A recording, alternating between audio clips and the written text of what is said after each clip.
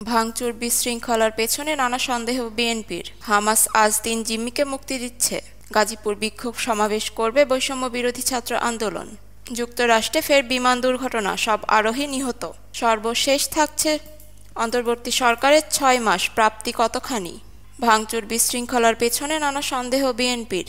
ছাত্র জনতার অভ্যুত্থানের ৬ মাস পর এসে রাজধানী ঢাকাসহ সারা দেশে যে ঘটনাগুলো ঘটছে তা বিএনপির নীতি নির্ধারণ নেতারা সমর্থন করে না।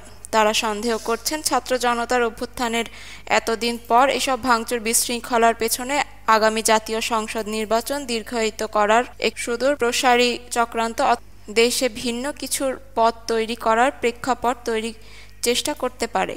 গতকাল শুক্রবার সকালে গুলশানে বিএনপি চেয়ারপারসনের কার্যালয়ে স্থায়ী কমিটির সভায় নীতি নির্ধারণী নেতারা ধানমন্ডি ৩২ নম্বর সহ বিভিন্ন স্থানে ভাঙচুরের ঘটনা, সংস্কার কমিশনগুলোর প্রতিবেদন সহ চলমান পরিস্থিতি নিয়ে আলোচনা করে। বিএনপি সূত্র জানিয়েছেন, উদ্ভূত পরিস্থিতিতে স্থায়ী কমিটির আগামী সোমবার অন্তর্বর্তী সরকারের প্রধান উপদেষ্টা অধ্যাপক মোহাম্মদ ইউনূসের সঙ্গে সাক্ষাতের জন্য একটি প্রতিনিধি দল পাঠানোর সিদ্ধান্ত নিয়েছেন। এই সাক্ষাতে বিএনপি দলীয়ভাবে উদ্বেগ ও অবস্থান তুলে ধরবে।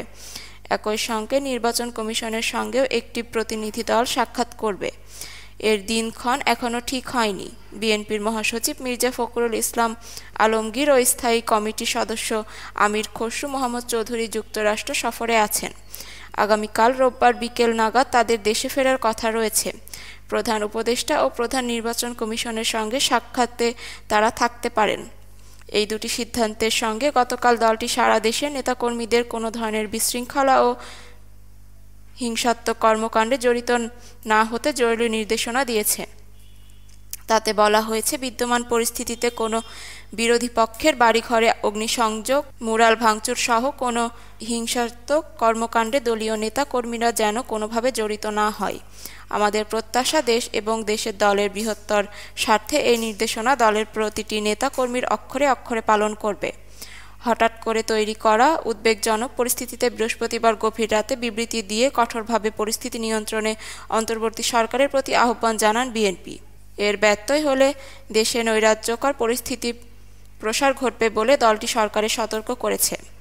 বিএনপি নেতাদের পর্যবেক্ষণ হচ্ছে, বিভিন্ন ঘর বাড়ি হামলা, ভাঙচুর ও আগুন দেওয়ার ঘটনা যে পরিস্থিতি সৃষ্টি হয়েছে তার উপর সরকারের কোনো নিয়ন্ত্রণ ছিল না। তবে এই ঘটনায় বিএনপি নানা সংশয় সন্দেহের ইঙ্গিত পেলেও সরকার ও ছাত্রদের সঙ্গে বড় ধরনের তিক্ততায় যেতে চায় না। একটি অবাধ, সুষ্ঠু ও গ্রহণযোগ্য নির্বাচন অনুষ্ঠানের লক্ষ্যে পূরণের অন্তর্বর্তী সরকারকে আরও সমর্থন ও সহযোগিতা দিয়ে যাবে। হামাস আজ ৩ জিম্মিকে মুক্তি দিচ্ছে। যুদ্ধবিরতি চুক্তির শর্ত মেনে ফিলিস্তিনের গাজায় জিম্মি থাকা ৩ জনকে আজ শনিবার মুক্তি দেবে হামাস। হামাসের পক্ষ থেকে এই ৩ জনের নাম জানানো হয়েছে। সেই সঙ্গে সাংগঠনিক জানিয়েছেন, ইসরায়েলের কারাগারগুলোর বন্দী থাকা ১৮৩ জন ফিলিস্তিনিকেও আজ মুক্তি দেওয়া হবে। হামাসের পক্ষ থেকে ৩ জনের নাম জানানো হয়েছে। তারা সবাই বেসামরিক ব্যক্তি। তারা হলেন এলি শারাবি, ওয়াহাদ বেন আমি এবং ওর লেভি। হামাসের পক্ষ থেকে আজ মুক্তি পেতে যাওয়া এই ৩ জনের নামের তালিকায় পাওয়ার কথা নিশ্চিত করেছে ইসরায়েলি প্রধানমন্ত্রী দপ্তর। বলা হয়েছে, এই ৩ জনের পরিবারকে তাদের স্বজনদের মুক্তির কথা জানানো হয়েছে। এর আগে গতকাল জিম্মি ও নিখোঁজ থাকা ব্যক্তিদের পরিবারের সদস্য নিয়ে গঠিত ফোরামের পক্ষ থেকেও তাদের ৩ জনের মুক্তির খবরকে স্বাগত জানানো হয়েছে। গত ১৯ জানুয়ারি ইসরায়েলি ও হামাসের মধ্যে যুদ্ধবিরতি কার্যকর হয়। এরপর থেকে এখন পর্যন্ত ১৮ জন জিম্মিকে মুক্তি দিয়েছে হামাস। ইসরায়েলের পক্ষ থেকেও ৩৮৩ জন ফিলিস্তিনি বন্দীকে মুক্তি করা হয়েছে। যুদ্ধবিরতি চুক্তির প্রথম পর্যায়ের জন্য নির্ধারিত ৩ সপ্তাহের সময়সীমায় হামাসের পক্ষ থেকে আরও ৩৩ জন জিম্মি এবং ইসরায়েলের পক্ষ থেকে ১,৯০০ ফিলিস্তিনি বন্দীকে মুক্তি দেওয়ার কথা হয়েছে। যদিও ইসরায়েল বলেছে, ওই ৩৩ জিম্মির মধ্যে ৮ জন মারা গেছেন। ২০২৩ সালে ৭ অক্টোবর ইসরায়েলের ভূখণ্ডে হামলা চালায় হামাস। জিম্মি করে গাজায় আনা হয় ২৫১ জনকে। নিহত হন ১,২০০ মানুষ। ওই দিনই গাজায় পাল্টা হামলা চালায় ইসরায়েলি বাহিনী। শুরু হয় যুদ্ধ। ১ বছরের বেশি সময় ধরে চলা যুদ্ধ গাজায় অন্তত ৪৭,৫০০ মানুষ নিহত হয়েছেন। হামাস নিয়ন্ত্রিত গাজায় স্বাস্থ্য মন্ত্রণালয়ের তথ্য এটা। জাতিসংঘ জানিয়েছেন, ইসরায়েলি হামলায় গাজায় 2/3 ভবন ক্ষতিগ্রস্ত বা ধ্বংস হয়েছে। যুদ্ধবিরতি কার্যকর থাকলেও গাজাবাসীর ভবিষ্যৎ নিয়ে নতুন করে অনিশ্চয়তা ও উৎকণ্ঠ দেখা দিয়েছে।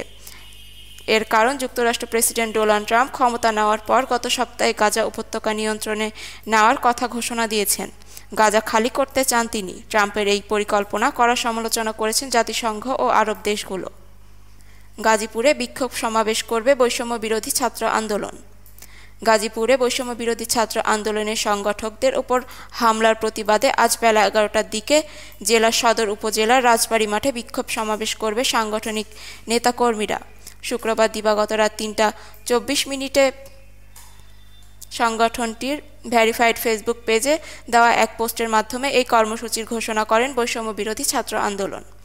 ফেসবুক পোস্টে বৈষম্য বিরোধী ছাত্র আন্দোলন জানিয়েছেন, গাজীপুরের বৈষম্য বিরোধী ছাত্র আন্দোলনের সংগঠকদের ওপর আওয়ামী সন্ত্রাসী মোজাম্মেল জাহাঙ্গীরের চাপাতি বাহিনীর হামলার প্রতিবাদে আজ শনিবার বিশাল বিক্ষোভ সমাবেশ অনুষ্ঠিত হবে। সমাবেশে উপস্থিত থাকবেন সারা দেশের আপামর ছাত্র জনতা ও কেন্দ্রীয় নেতৃত্ববৃন্দরা। উল্লেখ্য, গতকাল শুক্রবার সন্ধ্যার পর থেকেই আকম মোজাম্মেলের ধীরাশ্রমের পৈতৃক বাড়ির আশেপাশে কিছু লোকজন অবস্থান নেয়। এরপর রাতে হঠাৎ তারা বাড়িতে হামলা চালিয়ে ভাঙচুর করতে থাকে। এই সময় মসজিদে মাইকে ডাকাত পড়েছে বলে ঘোষণা দেওয়া হয়। এরপর এলাকাবাসী সেখান থেকে ওদের উপর হামলা চালায়। এতে 15 জন আহত হন। তাদের চিকিৎসার জন্য হাসপাতালে নেওয়া হয়েছে। এই বিষয়ে গাজীপুর মহানগর পুলিশ সদর থানার ভারপ্রাপ্ত কর্মকর্তা আরিফুর রহমান বলেন, প্রাথমিকভাবে জানা গেছে ছাত্র জনতার পরিচয় দিয়ে সাবেক মন্ত্রীর বাড়িতে হামলা ঘটানো হয়েছে। এই সময় স্থানীয় লোকজন তাদের আটক করে মারধর করেছেন। এতে বেশ কয়েকজন আহত হয়েছেন বলে আমরা জানতে পেরেছি। যুক্তরাষ্ট্রে ফের বিমান দুর্ঘটনা, সব আরোহী নিহত। যুক্তরাষ্ট্রের আলাস্কার পশ্চিমাঞ্চলে আবারও বিমান দুর্ঘটনা হয়েছে। বিমানটি হারিয়ে যাওয়ার একদিন পর শুক্রবার 7 ফেব্রুয়ারি আলাস্কায় একটি ছোট বিমানের ধ্বংসাবশেষ ও 3 আরোহীর মরদেহ উদ্ধার করা হয়েছে, খবর রয়টার্সের। কোস্টগার্ডের তথ্য অনুযায়ী বিমানটি শুক্রবার নোম শহরের দক্ষিণ পূর্বে প্রায় 34 মাইল দূরে পাওয়া গেছে। বিমানটিতে দুর্ঘটনার সময় পাইলট সহ মোট 10 আরোহী ছিল। কোস্টগার্ডের লেফটেন্যান্ট কমান্ডার মাইক সালার্নো জানিয়েছেন, কোস্টগার্ডের 2 জন উদ্ধার সাঁতারু সেখানে পৌঁছেছিলেন। 3 জনের মৃতদেহ উদ্ধার করা হয়েছে এবং ধারণা হচ্ছে বাকি 7 জনেরও মৃত্যু হয়েছে।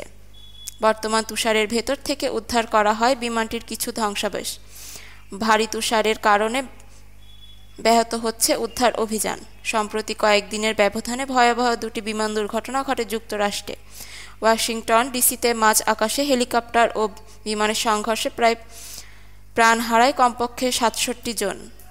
এর কয়েকদিনের মাথায় ফিলাডেলফিয়ায় বিমান দুর্ঘটনায় মৃত্যু হয় 7 জনের। অন্তর্বর্তী সরকারের 6 মাস প্রাপ্তি কতখানি? ছাত্র জনতার অভ্যুত্থানে শেখ হাসিনার পতনের 3 দিনের মাথায় পরিবর্তনের আকাঙ্ক্ষায় বাস্তবায়নের লক্ষ্যে যাত্রা শুরু করে অন্তর্বর্তী সরকার। নোবেলজয়ী ডক্টর মোহাম্মদ ইউনূসের নেতৃত্বাধীন এই সরকার পূর্ণ করল 6 মাস। প্রত্যাশার বিপরীতে প্রাপ্তি কতটা তা নিয়ে জনমনে আছে নানা হিসাব নিকাশ। গণ অভ্যুত্থানে 5 আগস্ট পদত্যাগ করে বাংলাদেশ ছেড়ে ভারতে পালিয়ে যান তৎকালীন প্রধানমন্ত্রী শেখ হাসিনা। 8 আগস্ট বিমানবন্দরে নেমে আইন শৃঙ্খলা রক্ষা করাই প্রথম কাজ হবে বলে জানিয়েছেন ডক্টর ইউনূস। মনোবল হারানোর পুলিশ আর ভঙ্গুর আইন শৃঙ্খলার বিপরীতে আজকের পরিস্থিতি অনেকটাই নিয়ন্ত্রণে। জুলাই হত্যাকাণ্ডে শেখ হাসিনা সহ আওয়ামী লীগের শীর্ষ নেতাদের কাঠগড়ায় তুলে বিচার চলছে আন্তর্জাতিক অপরাধ ট্রাইব্যুনালে। চলতি বছরের মধ্যে বিচার শেষ করতে চায় সরকার।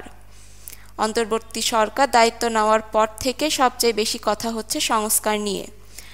সরকারের 6 মাস পূর্তির দিনই প্রধান উপদেষ্টা হাতে তুলে দেওয়া হচ্ছে 6 সংস্কার কমিশনের পূর্ণাঙ্গ প্রতিবেদন, যা পাঠানো হবে রাজনৈতিক দলসহ অংশীজনের কাছে, যার ভিত্তিতে চলতি মাসের মাঝামাঝি সময়ে হতে পারে জাতীয় ঐক্যমত্য কমিশনের প্রথম বৈঠক।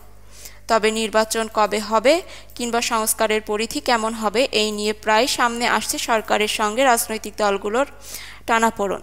যদিও প্রধান উপদেষ্টা জানিয়েছেন, অল্প সংস্কার চাইলে চলতি বছরের শেষ নাগাদ, আর বড় পরিসরে সংস্কার করতে হলে নির্বাচনের জন্য অপেক্ষায় থাকতে হবে আরও 6 মাস। অন্তর্বর্তী সরকারের সময়ে প্রায় দিনই নানা দাবি দাওয়াতে আন্দোলন নেমেছে বিভিন্ন পক্ষে, কখনো যমুনার সামনে, কখনো সচিবালয় এলাকায়, আবারও কখনো রাজধানীতে ব্যস্ততম কোনো সড়কে কর্মসূচি পালন করতে দেখা গেছে। তবে আইন শৃঙ্খলা পরিস্থিতি আর দ্রব্যমূল্য নিয়ে সরকারের 6 মাসে নানা মহল থেকে কথা উঠেছে কম বেশি।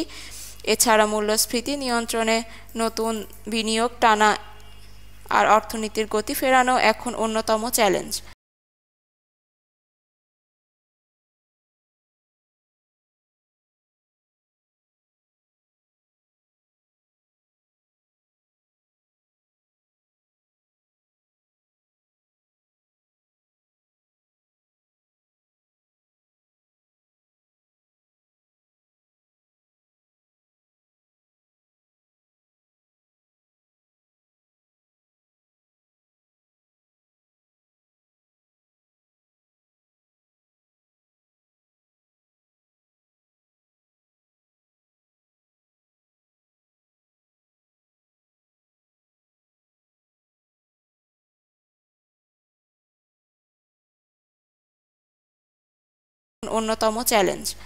ভিডিওটি ভালো লাগলে লাইক, কমেন্ট অ্যান্ড শেয়ার দিয়ে আমাদের পাশে থাকবেন। ধন্যবাদ।